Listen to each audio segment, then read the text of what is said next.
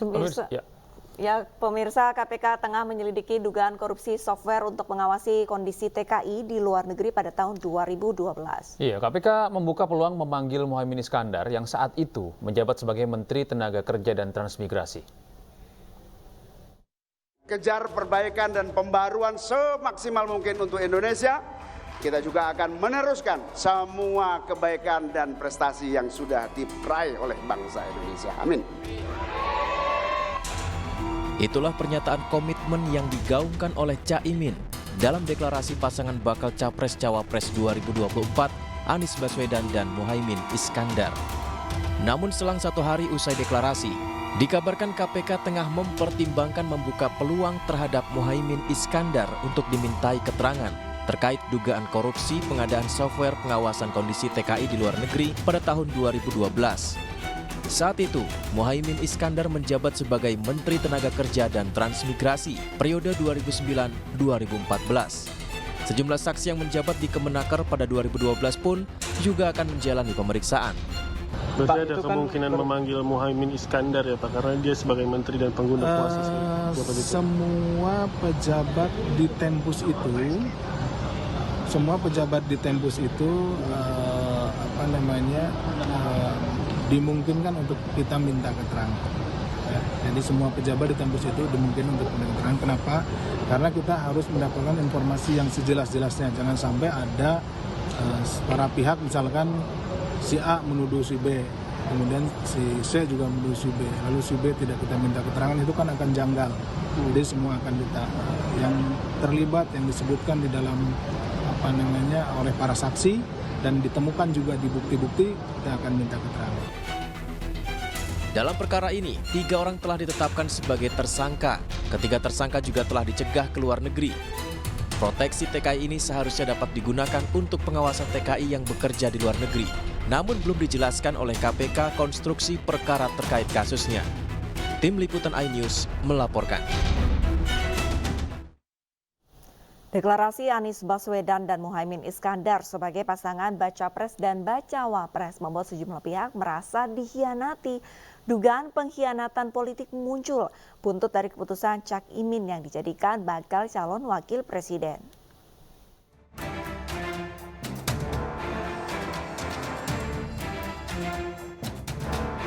Ketua Umum Partai Gerindra sekaligus bakal calon presiden Prabowo Subianto menyinggung aroma pengkhianatan yang muncul belakangan ini. Hal ini diungkapkan Prabowo dalam pidatonya saat menerima dukungan politik dari Partai Gelora. Prabowo juga mengaitkannya dengan kisah pengkhianatan yang pernah terjadi di era penjajahan Belanda. Saya dituduh pengkhianat. Memang akhir-akhir ini memang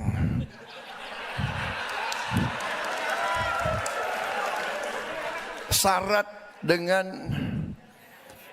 aroma-aroma pengkhianatan. Saudara-saudara, ini harus kita introspeksi. Pantun favorit saya. 1, 2, Cempaka Biru. 3, 4, dalam Jabangan. Kalau ada yang dapat teman baru, teman lama dilupa jangan. Selain Prabowo, sebelumnya Ketua Majelis Tinggi Partai Demokrat Susilo Bambang Yudhoyono juga mengutarakan soal sakitnya pengkhianatan saat menyikapi duet Anies Baswedan dan Muhaimin Iskandar di Pilpres 2024. SBY merasa pihaknya ditelikung dan dikhianati. Bahkan SBY menyebut partainya terkena prank atau jebakan musang berbulu domba. Reaksi ini muncul pasca keputusan Nasdem memasangkan Anies dengan Ketua Umum PKB Muhaimin Iskandar. Padahal sebelumnya PKB berada dalam gerbong koalisi pendukung pencapresan Prabowo Subianto. Situasi ini lantas memupuskan asa Ketua Umum Partai Demokrat Agus Harimurti Yudhoyono untuk maju sebagai bakal cawapres pendamping Anies.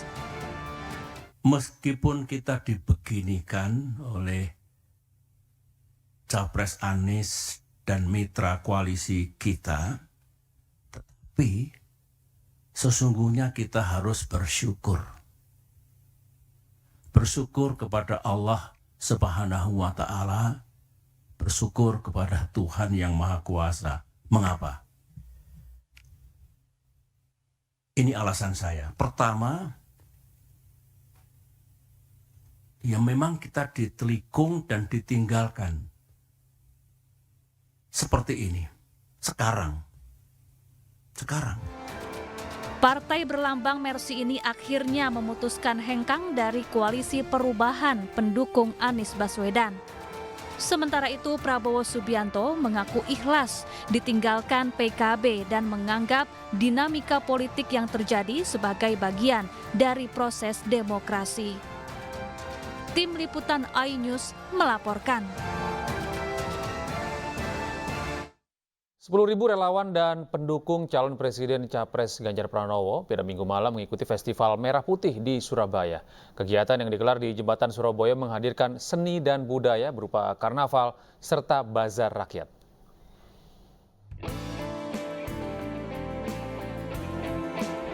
Mengenakan pakaian adat Nusantara serta kostum unik, ratusan orang bersiap mengikuti karnaval dalam Festival Merah Putih. Menariknya lagi, karnaval ini juga diperlombakan. Selain kekompakan, kodekan kostum masuk dalam kriteria lomba. Festival Merah Putih yang diinisiasi oleh kelompok relawan Network for Ganjar Presiden ini sebagai sosialisasi Ganjar Pranowo sebagai calon presiden. Pak Ganjar mengajarkan untuk bersama dengan masyarakat, untuk belajar bersama-sama. Sehingga inilah spirit yang kita tampilkan. Dengan pentas rakyat, dengan tampilan yang kemudian menampilkan wajah keseharian masyarakat. Tidak mengada-ngada, tidak mengawang-awang. Dan inilah yang kemudian kita tampilkan. Tidak hanya itu, kegiatan ini sengaja dikemas dalam bentuk seni dan budaya karena bertujuan untuk menunjukkan ciri khas serta wajah asli masyarakat Indonesia. Seni budaya, karena tadi Indonesia itu majemuk, Indonesia beragam, tadi bisa disaksikan di ujung jembatan Surabaya, ujung sana bisa lihat tidak terputus dan keragamannya luar biasa. Ya, ada tarian dari Papua, ada dari NTT, ada dari Surabaya sendiri. Tadi pagi juga ada reog Ponorogo, ya, ada pencaksilat. Nah, kenapa? Karena kami membutuhkan, menginginkan, ya, dan menghendaki pemimpin yang mampu merangkul, mampu mempersatukan sebagaimana semangat pahlawan yang lahir banyak. Dalam festival yang diikuti oleh 10.000 relawan pendukung Capres Ganjar Pranowo ini juga digelar bazar rakyat di sepanjang jembatan Surabaya. Selain makanan khas, bazar rakyat juga menjajakan berbagai produk UMKM. Dari Surabaya, Jawa Timur, Yuda Prawira, iNews melaporkan. Pemirsa, jelang hari terakhir menjabat sebagai Gubernur Jawa Tengah, Ganjar Pranowo berpamitan. Ganjar mendatangi ruang kerja ASN untuk menyapa sekaligus berterima kasih.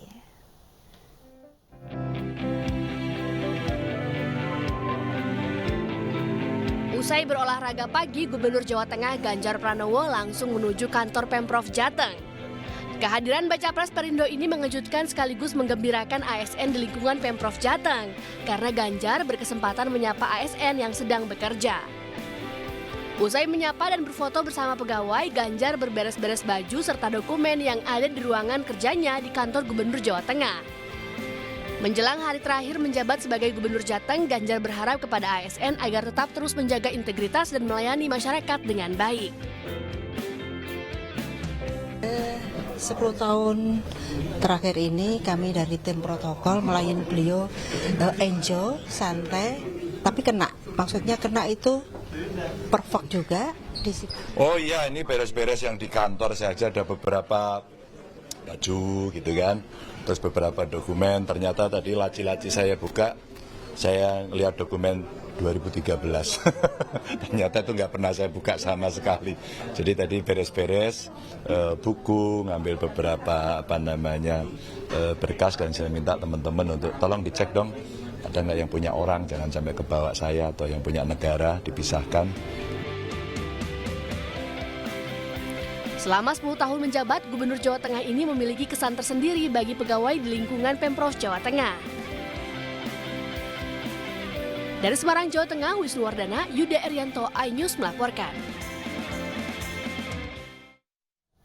Pemirsa, kita akan segera bergabung dengan rekan kami Putu Bagus yang kini berada di kantor Gubernur Jawa Tengah. Selamat siang Putu, bagaimana suasana di sana jelang purna tugas Ganjar Pranowo sebagai Gubernur Jawa Tengah? Ya baik, selamat siang Arlista Gede dan juga pemirsa. Memang saat ini saya tengah berada di kantor Gubernur Jawa Tengah. Dan hari ini merupakan hari terakhir dari Ganjar Pranowo untuk bertugas di Pemprov Jateng.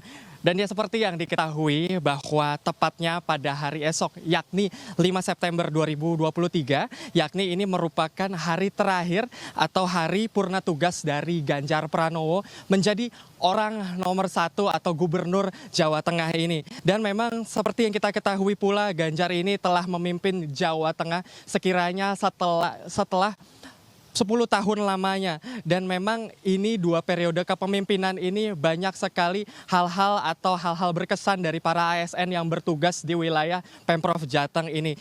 Di akhir masa jabatannya pula, Ganjar Pranowo ini menyempatkan untuk mengunjungi beberapa wilayah atau berkeliling, salah satunya ke tempat ibadah, mengunjungi kota-kota lain di wilayah Jawa Tengah dan sekitarnya, dan tentunya juga ada pula menyambangi ASN-ASN di wilayah Pemprov Jateng ini. Dan sekiranya pagi tadi pukul 7, ini juga ada apel terakhir yang dilaksanakan atau dipimpin oleh Ganjar sebagai gubernur, dan ini merupakan hal yang sangat mengesankan. Terlebih juga Ganjar ini sempat mengunjungi para karyawan dari lantai 12 hingga lantai 1, dan ini pun mengharukan atau banyak sekali kesan-kesan yang dirasakan oleh para ASN selama Ganjar bertugas selama 10 tahun lamanya. Dan besok sekiranya pada tanggal 5 September akan ada pula perpisahan Ganjar Pranowo dengan masyarakat Jawa Tengah di wilayah Pemprov ini, dan tentu acara ini sangat meriah. Sekian Gede dan Arlista, kami kembalikan ke Anda di studio. Ya, baik, terima kasih Putu Bagus atas informasi Anda. Selamat bertugas kembali. Ini pasti menjadi momen yang cukup dramatis buat Pak Ganjar dan jajarannya yang akan berpisah. Tapi jangan khawatir, karena pasti ada momen-momen pertemuan nantinya. Betul sekali. Dan pemirsa, Indonesia siap menggelar KTT ASEAN ke-43 yang berlangsung 5 hingga 7 September 2023. Anyusi akan segera kembali dengan informasi lengkapnya usai jeda.